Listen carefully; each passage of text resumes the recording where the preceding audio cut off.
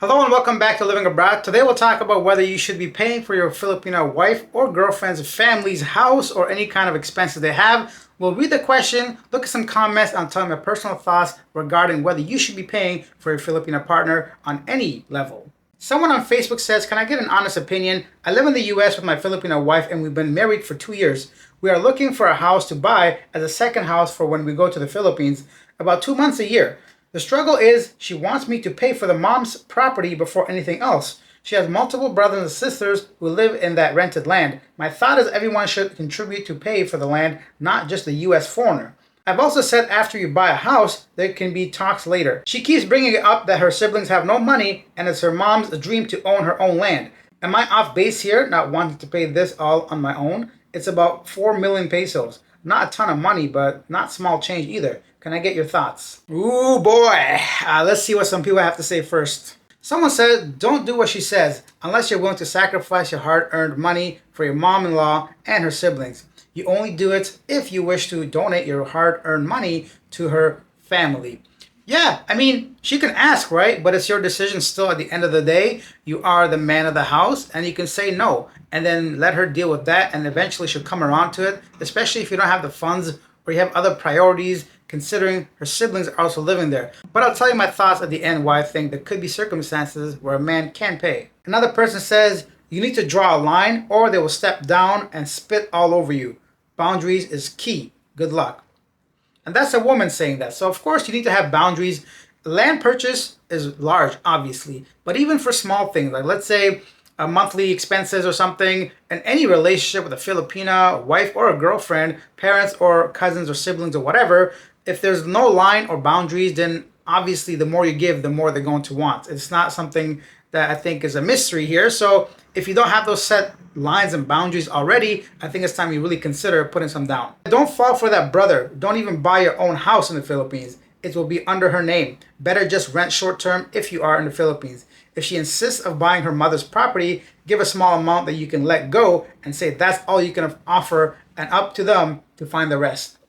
That's a very good point to make as well. As foreigners, you cannot own land in the Philippines unless it's under a Filipino's name. Of course, like your wife or maybe even a partner. I'm not really sure about the legal framework. There may be some rare cases where you can maybe bypass this, but I don't think majority of people that are retiring or wanting to live there qualify for those, let's say, business or leasing and all this other legal loopholes that there is. Personally, I would never buy a property in the Philippines. That's just my own personal thing. But if you absolutely have to, then just remember it's got to be under her name.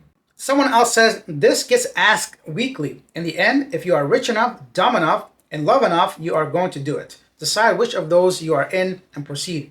From a money standpoint, it makes no sense. Carry on though. Best of luck. Yeah, I guess so, right? That's a good way and very frank and honest way of telling somebody. At the end of the day, yeah, depends on you. Are you in love that much that no matter what she says, you're going to basically give in? Are you just simply not wise enough to understand the legal framework or just the financial downsides of just giving a chunk of money to another person, essentially, right? Even if they are your mother-in-law, especially if you're not made out of money.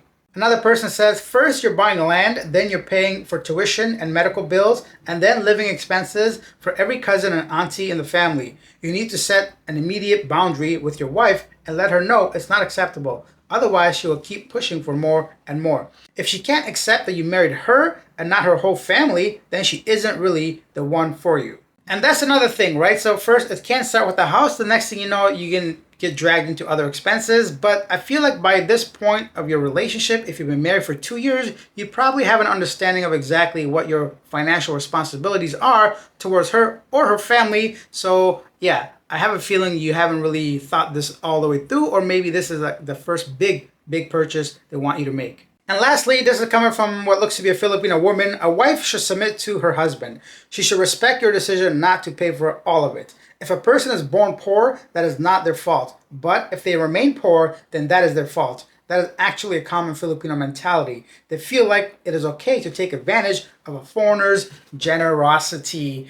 Let me go ahead and tell you guys what I think. Firstly, relationships where there's a large age gap of, let's say, 30, 40, I've seen 50-year age gaps, then what do you expect as a man? Obviously, you're exchanging your wealth for her youth and, getting a partner that you will never have a chance with in the West. So let's get that, elephant out of the room, right? So it's This is coming from a place where you're both basically on the same level, same age range, and kind of the same, like, having the same kind of finances. If it's any different, then if you went into the province, for example, got yourself a province girl that has no job, no education, no money, and she's supposed to be the breadwinner, like, what do you honestly expect? Like, what do you think is going to happen? You're obviously going to be the wallet in that situation. But that might be okay because let's say you're okay with that exchange because let's say you have a little bit of money, but even then you have to set boundaries because nobody really has unlimited funds, right? So any relationship, there's going to be places and times we have to compromise.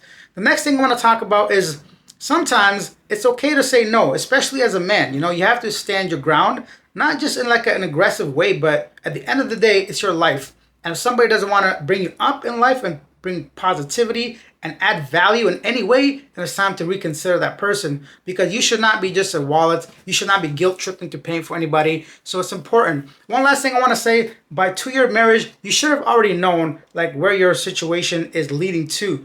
Are you always the one that pays for everything? Because listen, I have dreams too, but I don't expect somebody else to pay for my dreams, right?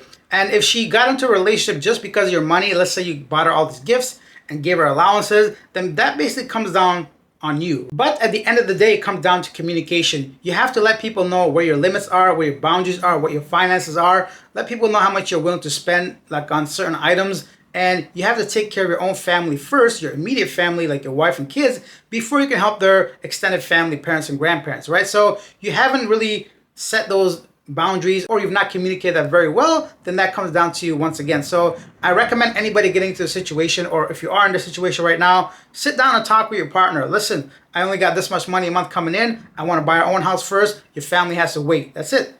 Basically it. There's certain times in life as a man, you just got to make decisions. You can't keep giving into women's like wants and needs or whatever, because a lot of men, we forget that sometimes because we don't want the headache. We don't want the argument. You know, I know how we are, right? We just want to leave me alone. Let's get this over with. Hurry up, finish it. Let's move on. I don't want to be in this negative mindset, right? So communication is key. And if that woman does not understand you, then I think it's time to, once again, sit down and really figure out what your priorities are compared to hers. Because on the other hand, you are coming from the West. You do make US dollars. She makes pesos, right? So for $8 or $10 a day, somebody has to work like decades to even buy a house. So you can take that into consideration, but nobody can tell you how to feel, to be honest. Everybody has their own relationship. We don't know your situation, the dynamics of your, like, you know, your whole family business there. So there's too many things to get into, but personally, that's what I would do. I'll communicate with my partner from the start what I'm willing to pay for, what I'm not willing to pay for. And buying a house for somebody else, I'm not going to do it personally. But maybe you can, maybe you have the money, maybe you love the person enough, or maybe you just don't care or understand the fact there's a significant downside to putting that kind of money into the Philippines, especially somebody's mother and not your own. Anyways, what do you guys think of this? I know it's like a very common question. I never had to really think about it because I'm not in a relationship with a Filipina. But once again, when you're in love, you do crazy things. Everybody's wrong except for you, right? So this is coming from an outsider's perspective. Share your stories, your thoughts on this topic. Thanks for watching.